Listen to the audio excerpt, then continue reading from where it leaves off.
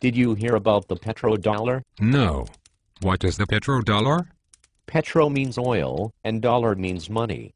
So the petrodollar is oil-based money. How can money be oil-based? How long have you got? A long time. Why? Because this is going to take a while. Do you remember when America was founded? Yes.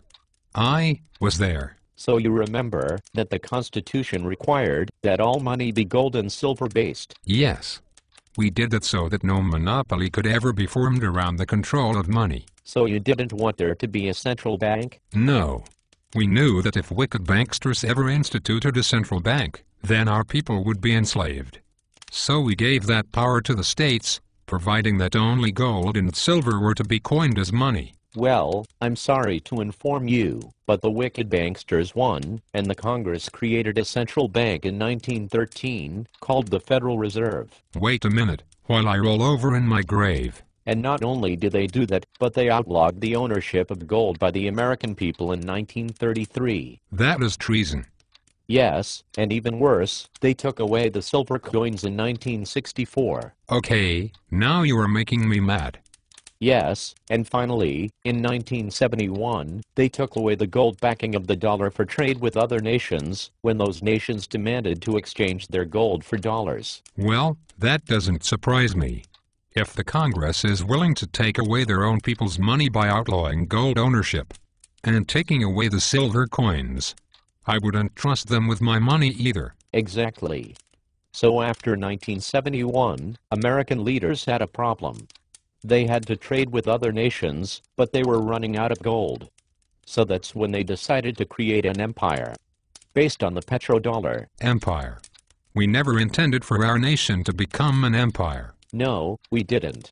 We just wanted to be free, and to peacefully trade with other nations, but instead they built an empire. But what about it makes you call it an empire? Well, how many nations are there in the world today? According to Wikipedia, there are 193 internationally recognized sovereign states. Correct. And America has military bases in 63 of those, and personnel in 156 of them. Then you are correct. America now has become a world empire. Yes, and empires are very expensive to maintain, aren't they? Yes. That is why we only provided in the Constitution for defensive wars. Because we never wanted America to become an empire, like the British Empire we fled from. But unfortunately, they didn't listen to you, so they built a world empire. But empires are very expensive. So how can you pay for a world empire? Tribute. All historical empires have exacted tribute from the peoples they conquered. Yes. But tribute is also very hard to extract because it takes huge armies of tax collectors. And it is frequently the cause of uprisings and revolutions. So they came up with a better way to pay for the empire. What is that? They decided to force the entire world to use their fiat paper currency.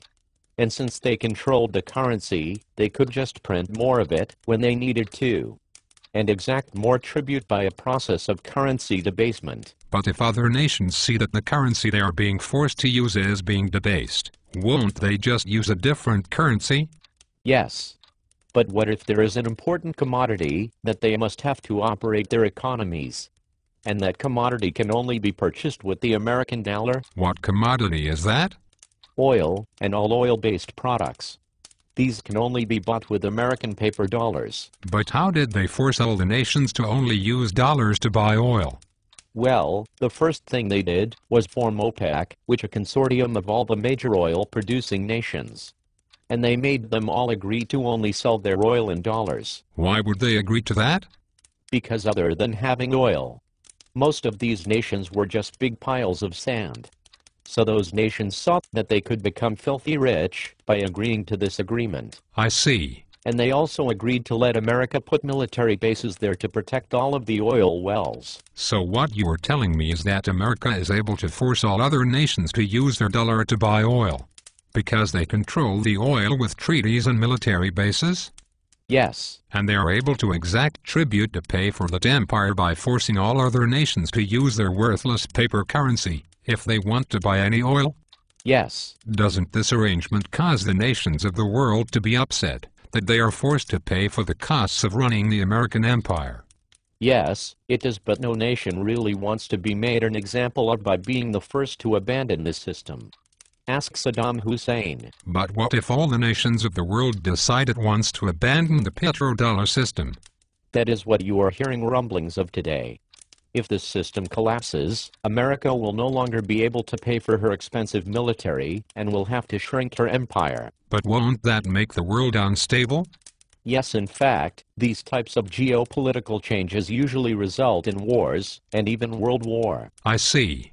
Thank goodness we won't be around to see it, because I don't think it's going to be pretty.